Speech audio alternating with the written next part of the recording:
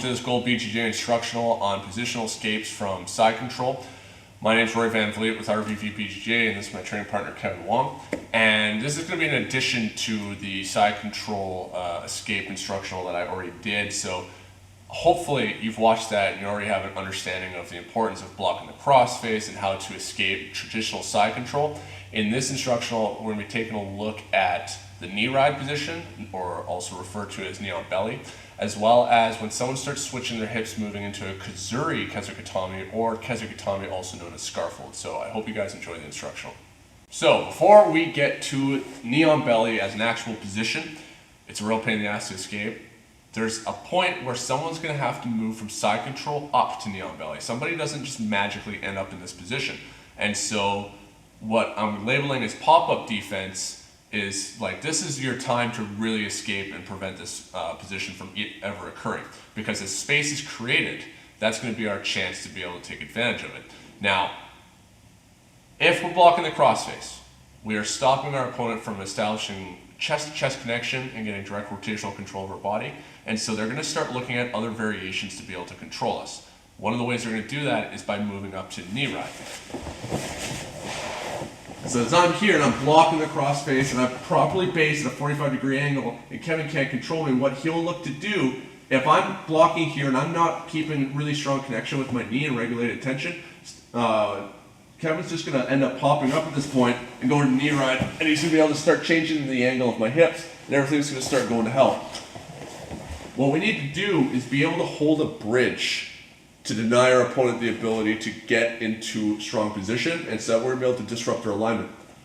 We talked about it again in the side control series. This knee is going to be checking up against Kevin's leg and hip the entire time with tension. With this tension, whether my foot's in contact with the ground or not, I'm going to be able to feel Kevin's movement. As he tries to pop up from here, I'm going to be able to feel that and bridge immediately.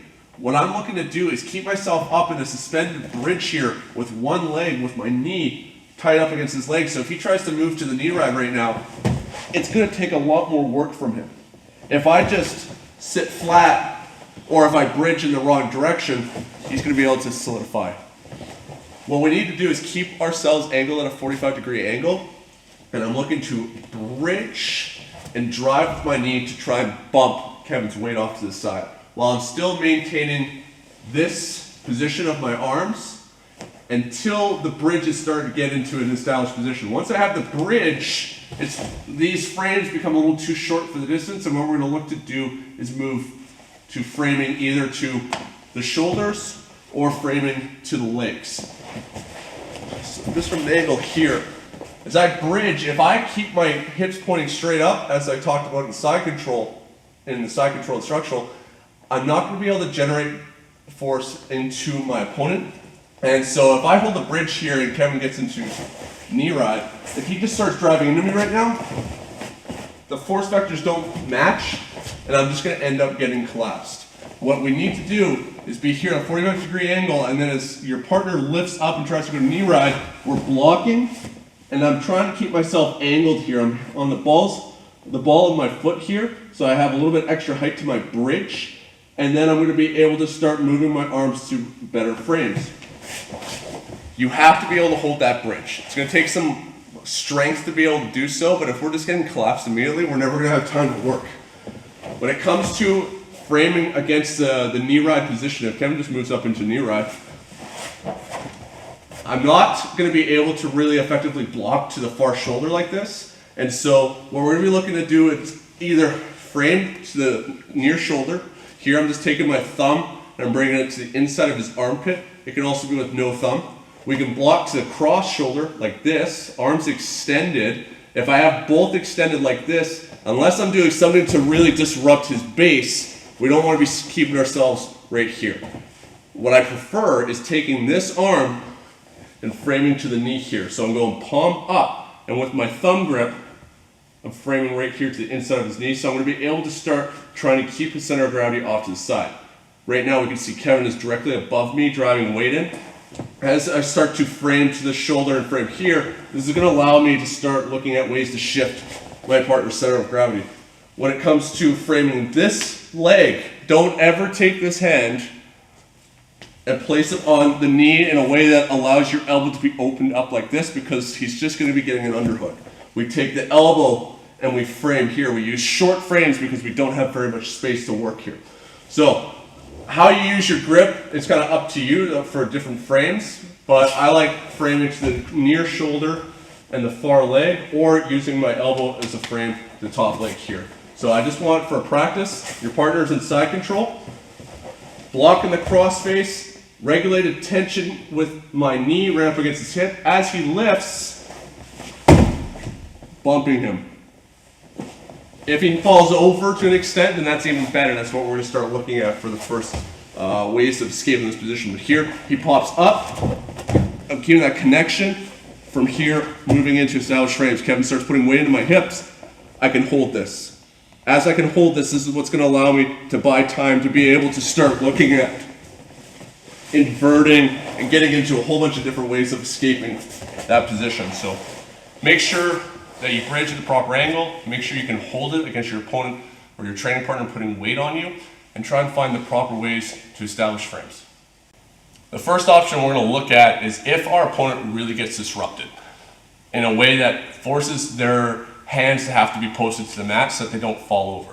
This will happen against guys that really rush, or if we time our movement very precisely. As soon as our opponent starts to create momentum and move to lift themselves and get up into that knee ride, knee on belly position, we need to immediately accelerate that momentum that they've generated. So as I'm here, as soon as Kevin starts lifting up, I am bumping him. As we can see, Kevin fell quite a bit to the side, significantly, where now he is posted onto his knee and posted onto his hand. Once this has happened, he is so far away from me, what I'm going to look to do is just disengage from him. This is one of the few times that it is okay to take this hand and check to the side of the knee, so that we're going to be able to just drive and push away from our opponent, whether we're pushing, generating base with our legs here, so that I just am hipping away, or even starting to push away and almost like sit up, where I'm just going to be generating base to drive away and get off to the side. At this point, there should be so much space created that it's really up to you how you do it. As long as we still have some frames to manage the distance, we're not just going to be giving up our back.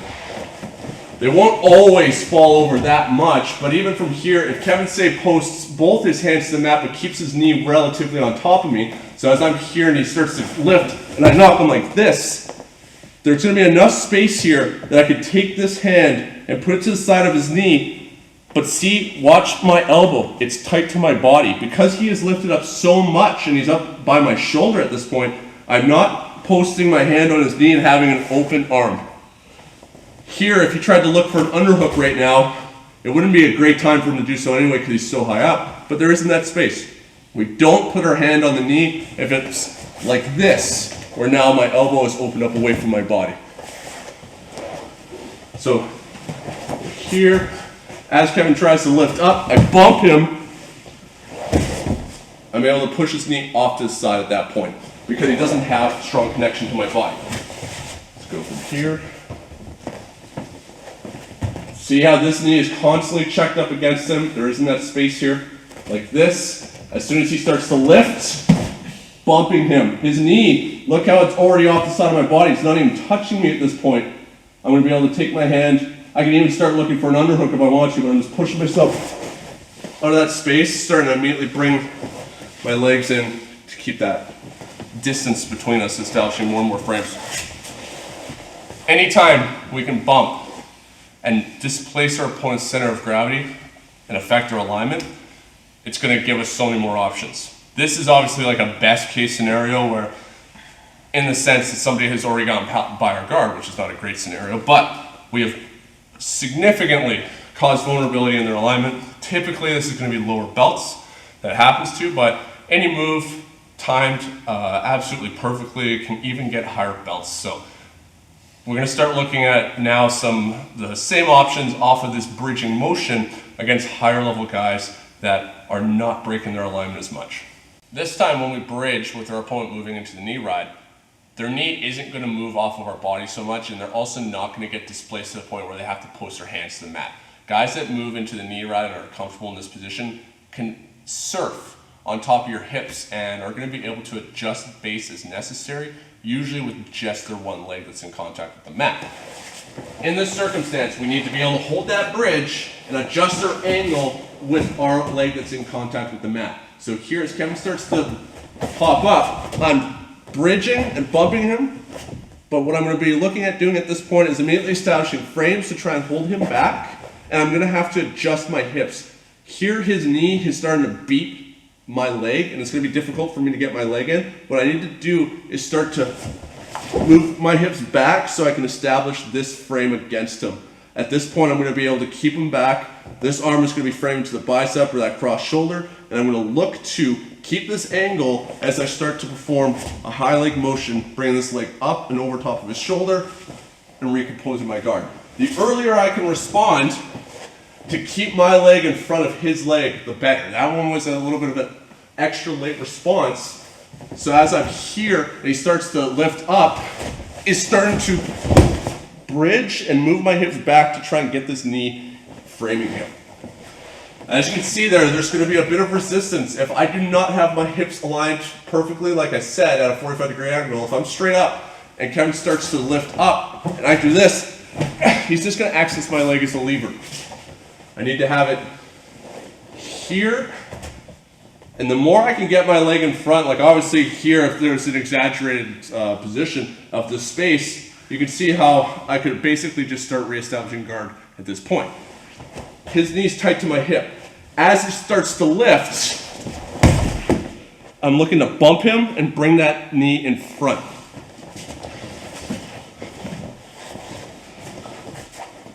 Here. So as soon as he starts to lift, I'm bumping him. Here he's blocking me, so I have to start establishing frames, and I have to take my leg, and I have to start adjusting my angle to bring that knee in front. As soon as I drop my hips, and I start to really take away my base, I'm just going to end up getting collapsed. Here it starts to lift. The earlier I can respond, the better, and it's going to potentially get me pushed away, but because I have a proper frame still, all it's doing is creating more and more space for me, which is good. The problem from here that people make is that as they start to get to this position, they just end up trying to throw the leg over at this point with flexibility. Make sure we're keeping that angle. We're taking this hand, we're starting to go back to checking this far arm, because what he's going to be looking at doing is just completing a Toriando pass to get rid of that frame. I need to make sure that whatever frames I had, especially if I was framed down at the legs, that this becomes the leading edge of his body. I have to go back to framing here, or even at the hand. If I can stop him from controlling my knee, even better. But at least here, if he started to try and complete a Toriando pass, I'm going to be able to keep him framed at distance, adjust my hip angle even more, and bring my legs in. This one, it's still quite difficult. I mean, all these movements are going to be difficult against a resisting opponent when you're in a negative position. But try and keep that knee in front, and if you fail to do so, because that leg is going to be the nearest part to his body and it's going to be one of the easier parts for him to be able to block and control, we're going to look at doing the high leg, which is going to be the next video. All right, let's take a look at one of the higher percentage escapes, shutting down the knee ride or knee on belly. We're going to be looking to create an inversion. What I need to do is hold this bridge and have room to be able to work. I can do this either by just me making it happen on my own, or when I feel like my hips are starting to get collapsed here, because it's going to be very difficult to hold a bridge for a long period of time. As Kevin starts to lift up, I'm bridging, hitting him with that knee. I'm going to be bringing my arm down, framing at his knee, and then framing with my hand pointing up right here at the knee to try and keep his center of gravity shifted off to the side. What I'm going to look to do from here is start to walk my hips out to the side. So whether I'm like this and I feel my hips are starting to drop, or I want to, on my own, because I have my hips in the air right now, I have space to be able to move backwards on my own. If my hips get collapsed like this, my hips are pinned, I don't have anywhere to go because they're just driven into the ground. But as I'm here, either driving here or up here into his near shoulder, I'm able to start moving my hips out to the side here. And as I move my hips out to the side, as I had shifted his center of gravity, we can see where his knee placement is. It's higher up to my chest. By him being somewhat above, like say halfway up my torso and above, it gives me the ability to lift my hips. If he has knee ride right down here on my hips, I can't get my lower back off the mat, and so I would have to try and use flexibility to throw my legs up. That's not a good idea because it's going to put your knees at risk, and it's also just not possible for some people. So as I'm here, and I'm trying to bump and keep him off the side, I'm going to look to shift my angle here, drop my hips away from him, so I can start to now create an inversion, and what my goal is to just bring my knees up to my shoulders and try to get my foot here against his belly or against his hip, like this. Leg press alignment, so I'm going to be able to push him away, and I look to bring my other knee inside as well. So I have both my legs here framing against him. What I'm looking to do is just start pushing him away and bring myself back to guard. I don't have to fully invert and go up on my neck, but I'm looking to start inverting to reestablish frames, using my legs to push my opponent away. This is also a great time to, if you want to start moving into an offensive cycle, like going into 50-50 or the 4-11 position if you like leg entanglements. Cross facing him, he can't do anything, he looks to pop up. Here, bringing myself in. So in this circumstance, because I threw my leg in, my knee and shin is up against his body here, and I've thrown this leg over up high to his hip. And so just turn us to the right, Kevin, like this. In this circumstance, I'm using this leg as more of the frame, so I can now push him away. This is where my 50-50 entry comes in, or I can even start to bring my leg over to the 411. But from here, I'm just going to push him away and go out the different direction out the back to move him this way. We could start looking at attacking the back, or just pushing our opponent away. So in that circumstance, I didn't have enough room for my leg. I just looked to bring my knee in. So now I'm just using from my knee to my hip, my femur, as a frame. So here as he pops up, I'm here. I'm going to try and keep his hand against his chest or against his shoulder here to keep him away from me so that I can adjust my angle and bring my leg in. Here I was able to get that leg in. If I can't, then I'm just looking to bring my knees up. Because even from here now, if he tries to settle down into position, it's going to be difficult for him to do so. I can start pushing myself out, building up onto my elbow, backing away. You can't let your hips get pinned. If your hips are pinned, then now we're just trying to use flexibility, and I want you to be able to put your leg in a leg press alignment against your opponent to push them away because that's strong. Especially when someone's in a dominant position like this, I don't ever want to try and bear somebody's weight with my leg like this, pushing out like this, because I'm going to hurt my knee. So don't use flexibility. Instead of flexibility, it just means we need a little bit of a hip angle adjustment so that we're going to be able to reestablish proper frames in this circumstance. So establish frames, bridge, shift your opponent's center of gravity off to the side, try and keep them there while you adjust your hip angle and perform a high leg or inversion. All right, so we screwed up several of the layers of pop-up defense. Now our opponent has actually managed to get into knee ride. This is very difficult to escape from, especially because they're very mobile in this situation. So it's very easy for them to just adjust moving straight to full mount, or even easier for them just to go back to regular side control or even spin around to north-south. So we have to move fast, and we're going to be taking a look at a frame-based escape and a lever-based escape. The frame-based escape is very, very difficult, just as a caveat to it, but it's something that we need to take a look at. We're looking to establish the frame against their knee, like this. In this circumstance, his knee and shin is directly across my hip at this point, and at a 45-degree angle. I can't put the hand here because it opens up my elbow. So I'm keeping my arm in tight to my body and placing my elbow here. This hand is going to the knee because this is going to allow me to try and shift the center of gravity. I gotta get on my side. If I'm flat on my back at this point, I'm going to have a very difficult time doing anything. So from here, I'm going to look to bridge and bump them right here. So I'm bridging and then bumping them to shift them off to the side. Now I'm lifting my hips once again. I got my arm, both arms framing. My arms frames are not meant for pushing, they are just holding in place. My job here is to hold Kevin's leg here in the air so that as I bring my hips back, receding into that space, his knee is unable to make contact against me right now. I can start to bring my knee-elbow connection together.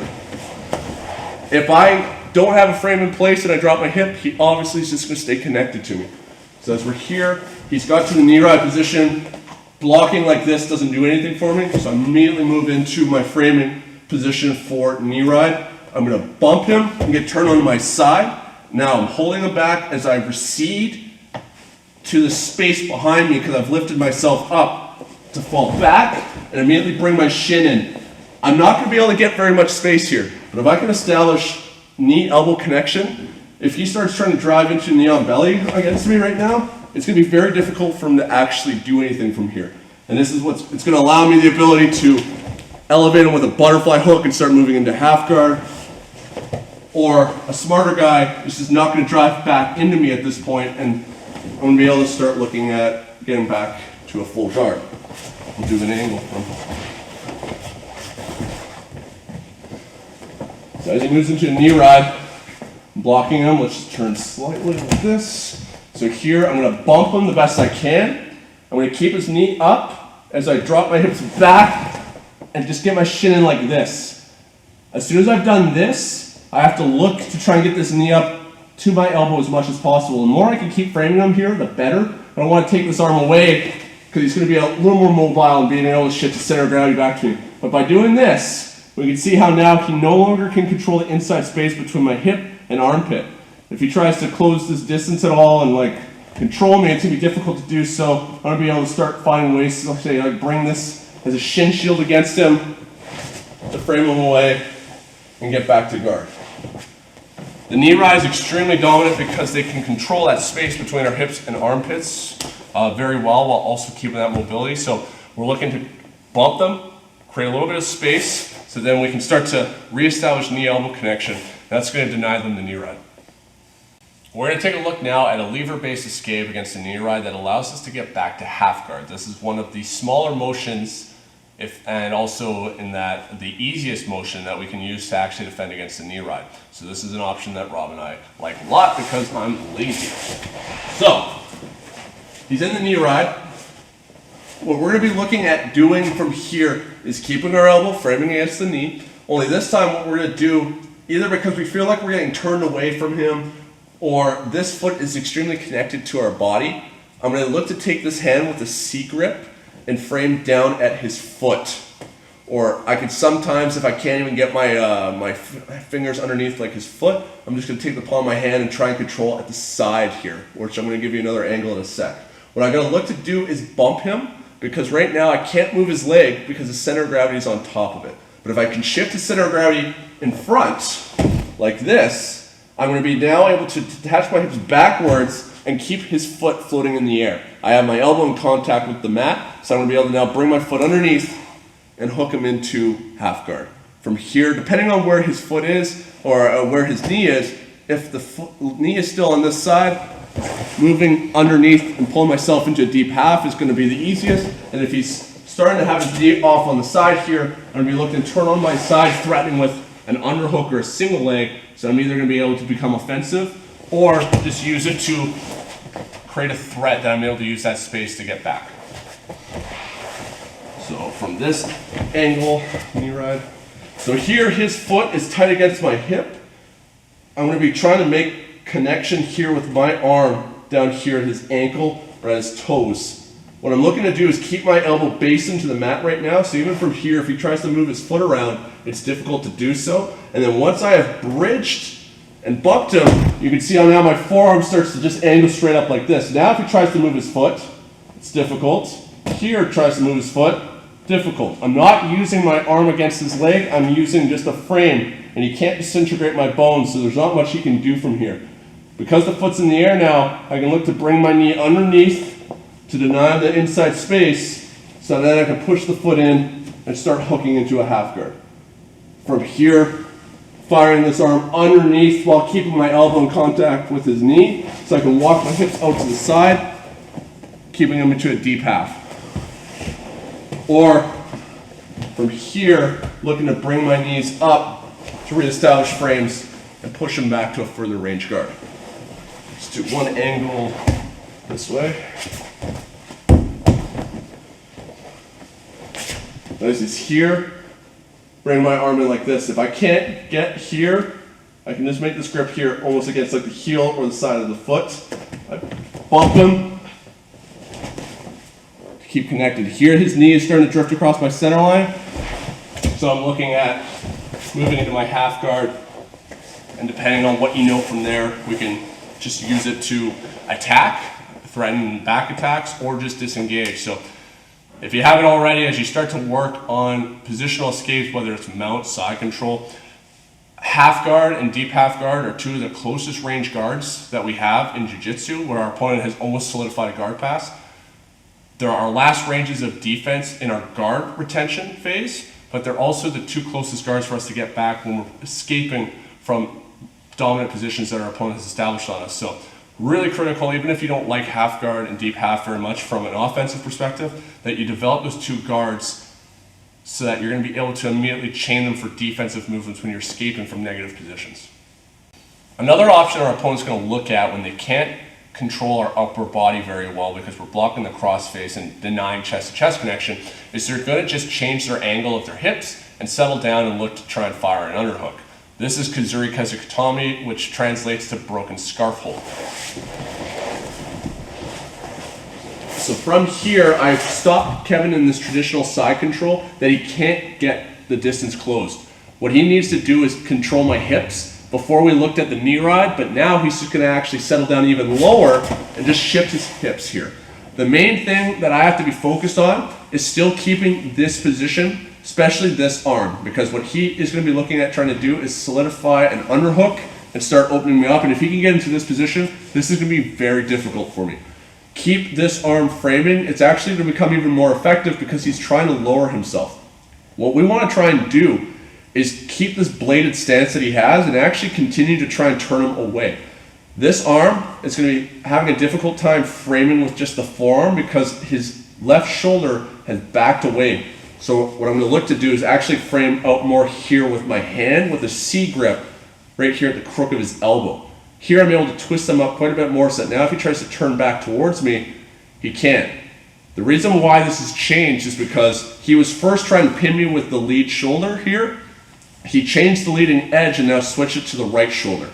What I'm going to look to do is bring this arm across and switch this so that I'm framing with double C grips right here at the inside of his elbow and have that arm replace it while I get turned onto my side. What I need to do is I need to build myself up into base. From here, keeping my elbow locked out, I'm going to create a pendulum with my top leg. So with my left leg here, I'm on my right side. My left side of my body is free to swing and build myself up onto my elbow, turning my chest out to the side so that I have my arms aligned in the proper direction. Now, Kevin is good, so he's not going to allow himself to keep getting twisted. So what he's going to do is start to perform a technical stand-up withdrawing the one side of his body, which is going to give up the position but allow me to get back to guard. Sometimes you're going to get an embarrassing reversal from here because someone's going to get greedy and keep trying to hold on. It's a good thing to practice just as you're doing this. So here in this circumstance, he's turned himself. I have my forearm framing, particularly here in the neck, right against his Adam's apple if you can, because this is going to make it very uncomfortable for him. I'm switching to framing here. The reason why I can do this is because his right shoulder is the lead shoulder right now. From here, I got to build up onto my elbow. That's going to be difficult to do so just like this. I don't have to be concerned about him trying to get a grip on my sleeve so much because I'm framing him out. So if he tries to grab at my hand right now, difficult. But if I allow him to get this grip first as I'm pushing him, this is going to make life more difficult for me. From here, keeping this arm away from him, I'm going to swing my leg as a pendulum to create momentum and build up. Now this is what happens to white belts. They end up getting turned like this, but they keep just trying to drive into you. And you're able to just get up on top. No one good is going to do that when they realize that their alignment has become compromised, and they're always going to choose to stay on top rather than get greedy and get completely reversed. Here he switched his hips. I'm framing him out. I'm going to access that left arm as a lever and extend him out as far as I can. Here, if I need to, if he's leaning enough off of me at this point, I might be able to just dig my legs into the mat and sit up. But for that extra measure of momentum, swing the leg, build yourself up here. Now Kevin's going to look to plant that leg and start withdrawing. And so at that point, because I'm already up on my elbow, as soon as that distance starts to get created, either off of my elbow or just immediately following with my hand, I'm able to just perform almost like a technical stand-up like this, which you could if you wanted to, but we're just going to do it to withdraw the hip and then get ourselves back to a strong seated guard. But like I kind of said, we could actually look to just get up from there. So as I've kept the chest far away from me, I move down to the bicep and I lock him out, and I look to build up from here. I could absolutely look to just perform a technical stand-up and get back to my feet there if that's an option that makes sense for you. So very strong answer to this bladed kind of side control Kuzure Kesa Gatame. Just make sure that you're doing it at that point where they've switched the hips, because if we try and migrate our hand over when they're still trying to cross face us, we're just going to end up giving them strong lever access of our forearm, and it's going to go to hell real fast. So once they have solidified that position by dropping their hips and lowering their center of gravity, we're going to have an easier time accessing their upper body as a lever. We're going to take a look at some escapes against scarfold. Scarfold is a position that is loathed by jiu-jitsu practitioners because it's not very effective at being able to set up submissions, and it does create risk of back exposure outside of the judo rule context. However, as a pinning position, it's actually very, very dominant, and scarfold, for the most part, everybody sucks at, especially in jiu-jitsu. So what I want to do is first show you guys how to properly control scarfold so you can understand how powerful it actually is. It's just the fact that you shouldn't ever let somebody get to a full scarfold, which is what we're going to talk about in the later videos. So head towards the camera, please, Kevin. So with scarfold, we're creating this position where our arm is coming over top of our opponent's head.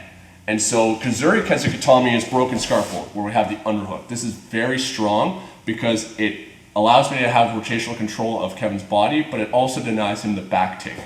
The problem with scarfold is that I'm controlling the head here, and if I'm not controlling the arm properly, what ends up happening to people when they're doing this in jiu-jitsu is their opponent starts to turn into them, manages to receive that elbow, and then I don't have a lot of options for follow-up into other positions. Big problem that people make with this is that they don't control the arm properly. What I'm looking at doing is bring this arm underneath Kevin's head and say for right now, just grabbing the inside of my thigh. I have my center of gravity off to the side here, not on top of Kevin like this. This is another mistake people make because now they just get rolled. The big part is this elbow control, and this is what a judo guy is going to be very good at, a higher level judo guy. I'm looking to control at the elbow, and I'm looking to have my forearm over top of Kevin's wrist. What I'm doing with my elbow is essentially trying to control up the wrist as much as possible and push it down like this, internally rotating Kevin's shoulder, which is opening that elbow up. By me controlling here and having my forearm on top, it makes it very hard for him to move his arm around. If he tries to circle his right arm out right now, he'd have to try and go out really wide, like that, which he doesn't really have the option to because I'm keeping his elbow pointing upwards with that internal rotation. This control is what allows me to stay off on the side and stops me from getting my back taken. I can actually just take my arm out like this, and Kevin, take my back right now.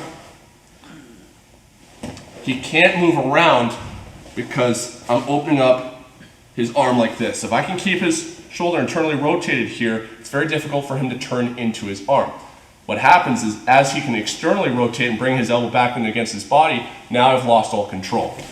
So if you're going to practice actually using scarfold, make sure you're doing this, but especially when you guys are drilling it on each other, just for that understanding of the context of it, of how strong it can actually be. Getting that controlling here, and I'm keeping my hips slightly off the mat here. So if I'm just sitting here with my hips in the mat, Kevin, start reciting the alphabet. A, B, C, D, E, F, G. Once I start to lift my hips off the mat, I make him support my weight. So what I'm doing from here is I'm just keeping live toes. So this foot's turned as best I can, otherwise just use the side of your foot. This is planted with my knee pointing straight up. What I'm looking at doing is starting to lean back slightly and shift my weight mostly right onto his diaphragm so that now it's much harder for him to breathe. I'm not keeping my head up like this, I'm just doing so I can talk to you guys, but I'm keeping my head down low like this so that if you try to do any of that crap like throwing the leg over top of my head, like this, that's going to be stuff that works against low-level guys. If I'm here and Kevin tries to move around and throw his leg over or anything like that, very difficult for him to do so. So it's actually, contrary to popular belief, a very strong position in control. Not as many threats when it comes to submissions. The main thing is just trying to make sure that your arm doesn't get pushed in between your opponent's legs. But we're going to take a look at basically the few options that we have here of the bridge and roll and trying to suck our elbow out to escape scarfold. So we're going to stop our opponent from ever actually being able to establish a dominant scarfold position. And we're going to talk about how getting our elbow out to our opponent's hip is going to be like the main way that we can get out from this position. As I talked about when it comes to like the knee ride, or as I'm going to talk about when it comes to north-south, people do not just magically teleport into that position. They have to get their way, they have to earn it first. The problem with scarfold is that that arm always has to lift up to try and come around your head to control you. As long as we don't allow them to get like that schoolyard bully headlock on us, it's extremely difficult for someone to end up there. So, providing we're actually maintaining proper frames from side control here, it's going to be very difficult for them to be able to do anything. Even if I start to get collapsed like this, as soon as I start to get collapsed, I just need to make sure that my elbow is coming in tight to my body and that I'm using the back of my hand facing out towards my opponent here so I can keep my arm close to my side. I'm going to look to try and either keep my arm framing here against the top of my head like I'm combing my hand through my hair, or even off to my side, whatever I'm able to kind of get at here. But what I don't want to do is give them a massive underhook. And I also don't want to have my arm so low, like say if I'm trying to greedily go for an underhook when I'm in broken alignment. If we're in good alignment, if we're able to bump our opponent and start to shift into all those moves, absolutely great. But what I don't want is for Kevin to be able to sit down, settling his hips, and then if he starts reaching over top of my head here and controlling me, that's going to be very bad. But as long as I have my arm here, even if I've lost contact with a strong frame, if drop down to your hip, Kevin, and now start trying to control my head, like I'm just looking to bring my forearm up into his armpit here. And so that if at any point he tries to throw that arm to my head, he's going to be creating that back exposure. It's very, like, this is why we don't see this position ever in jiu-jitsu. It's just extremely difficult to get unless, like, you're doing it off of a judo throw, which is how people end up in this position. So as long as I'm just keeping this elbow in, framing against his chest and armpit, it should be impossible for him to control. But if he is beating that arm, I need to make sure that this elbow is able to get to the ground. If I can get this to the ground, then he doesn't have that control. As I talked about when controlling scarfold, this arm is what stops me from being able to turn and build up onto his back. But if I can get my elbow here, he can try and hold onto my head and he can hold onto my sleeve as tight as he wants, but it's going to be just a thing where I'm going to be able to start working my way out and escaping, or looking at being able to create a bridge and roll. That elbow has to come out. He's looking to open the elbow up and then fill that space with his hips and have my arm shelved up on top of his leg, creating that internal rotation. I have to just always keep getting that arm back in. So if I'm here, like if he switched his hips here like this and my elbow is on top here, this is a big red flag for me. I'm going to look to bring my elbow back inside. So even here, while we haven't moved towards scarfold yet, I'm still able to, at this point, look to start moving into a Kuzure, Kesa, Gatame escape. From here, if he tried to move to scarfold, it's going to be impossible for him to do so.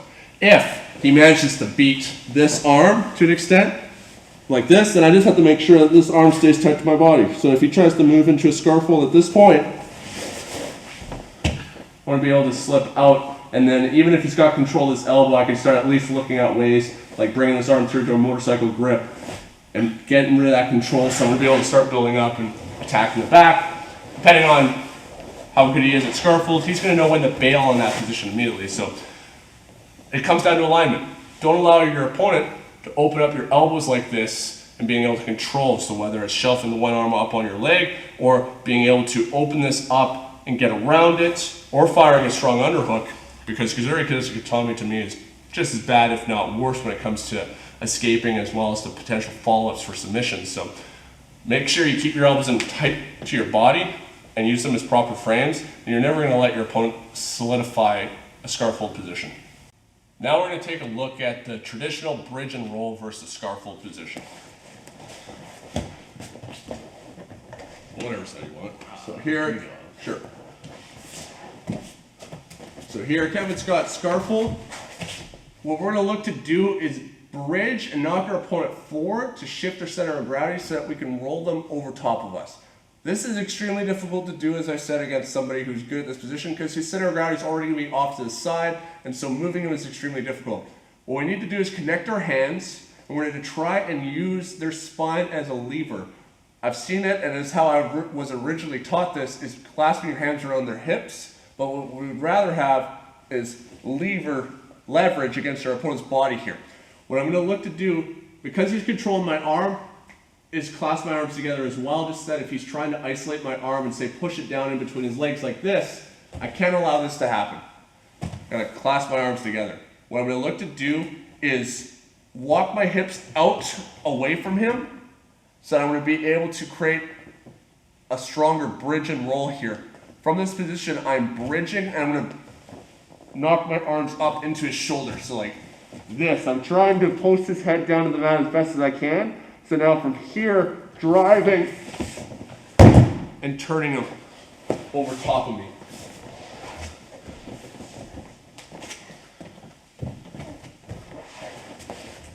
Now, like I said, if Kevin's already keeping his head super low and he's got his weight off to the side of me, this is already going to be difficult because he's already like taken away the potential range of motion that I have. So as I'm here, I'm going to bridge and try and bump him. And then from here, walking my hips out to the side and turning myself over. And then because of the control of that position, this arm should be able to fire immediately into an underhook.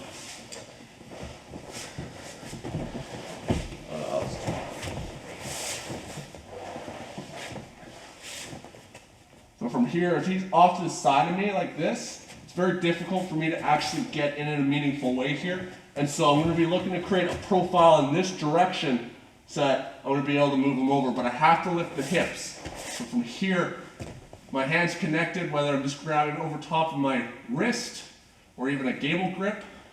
So I'm going to be able to drive up to start turning him. Now, this is not going to work very well against guys that are good, but all we need to do is create enough space so that if I try and do something like this and bridge and he has to post it anyway, I pull that elbow out. Now that I've got that elbow out, I'm safe. We're going to be able to start working on slowly like building up. I can start throwing this leg over and threatening with this stuff so I can escape going to the back or just escaping the position. The bridge and roll is not going to work against anybody good, but they're going to have to respect it enough that as they start to adjust their base and correct their alignment accordingly, that's going to allow us to pull that arm out. And so that's really all I want you guys to think about. That bridge and roll is the main thing. Drill it as its full motion, obviously. We have to build some confidence with it, but we're just looking to get that elbow out.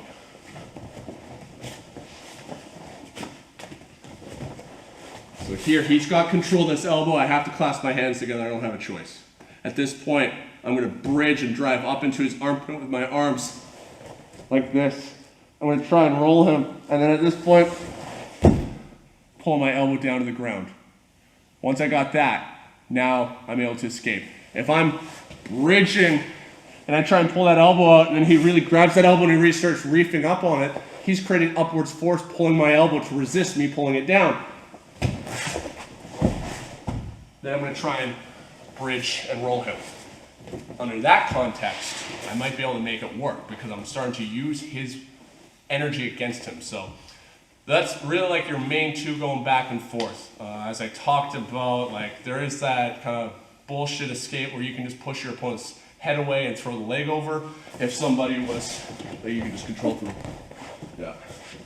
So here, if Kevin's got his head up in the air like this, I can absolutely take this arm over, push his neck back, twisting his posture, and then throw my leg over if I had that flexibility. but that works on low-level chumps. So, like, that is an option there. There's not even anything I really need to teach on that. It's just push the head away and throw the leg over if you have flexibility. But you're going to be much better suited keeping yourself in strong alignment, trying to bridge and roll your opponent, and keep looking for the opportunity for you to be able to bring your elbow back to your side to get your structure and alignment back. We're going to now take a look at the north-south position with two videos here. First one here is just not allowing our partner to be able to get chest-to-chest connection within the north-south. They can't magically end up in that position, so as long as we have frames from side control, as they try and bail on side control in general, as they try and move around the north-south, we should be able to keep their chest from making connection to ours. So if I'm here, if I'm blocking with a really proper cross-face block and a frame to this lead shoulder, it should be very difficult for Kevin to move around to north-south. Like, I should be able to keep following him and moving in that direction. That's one of the pluses of it. This hand here on that shoulder makes it very difficult for him to walk around. But something goes wrong, something is not quite right. I'm going to make sure that my arm goes right there inside his armpit, so that now if he spins around to north-south, if I can have my elbows here in connection with them pointing upwards, if he tries to put all his weight down into me right now, he can't. And that's going to allow me the space now to be able to bring my knees in against him and push him away. North-south is very easy to defeat if we can frame properly. That's obviously like best case scenario. So, as Kevin starts to try and move into the position, I'm going to put my arm to his armpit. I'm going to keep my elbows here so as he moves around north-south and tries to settle down. Even if he can sprawl his hips out and put his hips even on the mat, as long as I can keep his shoulders from being able to make really strong connection to me, I'm going to be able to start working at bringing my knees up to my elbows to deny that inside space. So now I can take my knee and push him away, whether I do a full inversion or I can kind of just move off to the side like that.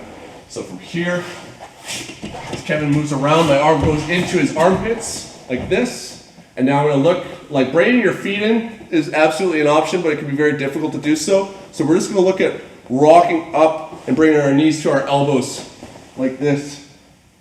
Now I'm pushing my knees and shins into his shoulders, and if he's driving back into me, I actually have a platform of base off of him. And now from here, I can start bringing my feet in to extend with further frames to push him away. One more time. So here he starts moving to north-south. I gotta keep my arms here best I can. I can even try and move myself away, because if I can keep further and further space, then I'm gonna be able to make more distance with my hips and more mobility. And this is what's gonna allow us to create those kind of opportunities where I can like grab my opponent's gi and then back roll and actually start looking at potentially completely reversing the situation by being able to attack even with a back attack. It's one of those things that you have to be very preemptive and just have everything right from the get-go. So once you understand that your guard is getting passed or you have gotten reversed, you move into proper range management and defense against side control, and you understand the knee ride, the scarf hold, and the north-south options, and make sure that you're keeping yourself in proper alignment with proper frames so you're never allowing them to actually secure these positions. However, we will make mistakes, and so in the next video we're going to talk about how we can take north-south and get ourselves back into a side control position where you guys already know all these escapes. So we screwed up, and now our opponent has managed to get chest-to-chest connection. There are options to escape north-south, but it's very difficult to do so, and the reason why this position gets used so much at the highest level is it gets your hips and legs the furthest possible distance away from your opponent's legs, so it's extremely difficult for them to re-guard. Instead of the taxing task of trying to figure out how to escape north-south, I want you to just think about trying to get yourself back to a perpendicular angle to your opponent so that you force them back to side control, which is still a dominant position, but at least side control you've been working on how to escape it since when you first started jiu-jitsu. So if we're stuck in an uncomfortable position, I want you to try and think of any way that you can manage the range to get yourself back to a position that you are more comfortable with. And that's going to be regardless of any of the positions that we're dealing with, whether it's guard, mount, side control, or in this case, north-south. So here, Kevin has managed to get himself into north-south. Now, there are three different ways that people control it. One is here where they're both arms over top and he's controlling the inside space. There's one in, one out, and then there's both arms out. From here, we're going to look to try and take our hands and frame to our partner's hips to try and create a little bit of space if we can. But if he really settles his hips down, like some guys will sprawl out from here using their ribs to try and break our posture, which is correct, it's going to be difficult for me to move away. But what I'm going to look to try and do is take this hand and still frame to the hip. I'm going to try and take this far arm and bring it underneath, also framing to the hip. What I need to do is take my legs and swing myself for momentum so I can turn myself onto my side to face him. And then because his ribs and hips were actually pinning me, this is one of the few times that I would advocate to actually be framing at the hips here. So as he tries to, like if he's sprawling out still and trying to follow me, I'm actually going to be able to start locking my arms out and forcing myself back to side control here. From this point, very difficult for me to do, like you might be able to build up into turtle and start using defense here, but taking this elbow and starting to close it to my body to bring it in front of his face slightly here, so that he's unable to establish an underhook, while this arm starts to get ready to block crossface, because he's going to start switching to a crossface here. And now I'm back right to side control. So the first series that I taught on it, go through all that material. Here, framing to that hip. If I can't get this arm out because he's say completely sprawled out on the ground, then I just have to make sure that I'm still framing here. And I use my legs to swing, and then with this space, now I can bring this out. And I start building away, extending my arms out like this. And as he starts to try and reach up, I might even be able to start bringing my knee in immediately here to start re-guarding. Block to that cross shoulder, pushing my opponent away, high legging, getting myself back to guard. Now, anytime that he uses the other configurations, so if he has one in and one out like this, then like I have to be careful about my arms. The reason why this is very strong is it's going to allow him to start getting wrapping around my elbow, Kevin. This elbow. Yeah. He's able to start connecting this arm, and he's going to be able to start looking at, like, say, Kimura's on this arm by turning me onto my side here and attacking. So I'm going to keep my elbow tight to my body, but I'm going to take my hand, and whether it's with a fist, or I can use, like, the Hollywood choke, where I'm going to be just connecting with a C-grip on top of my opponent's throat here. Not squeezing like this, because that's illegal, but if I lock my fingers in an L shape like this, it's fine. Here, so if Kevin tries to stay low and connected to me, if I push up at his throat, I mean, you can sometimes push guys completely off you if you got a strong connection. If I try and push him on his chest, well, now I'm supporting his weight. But if I make it super uncomfortable and painful for him, I'm going to be able to push him away. I can start to look to just invert from here if I wanted to. But from here, this arm is stuck.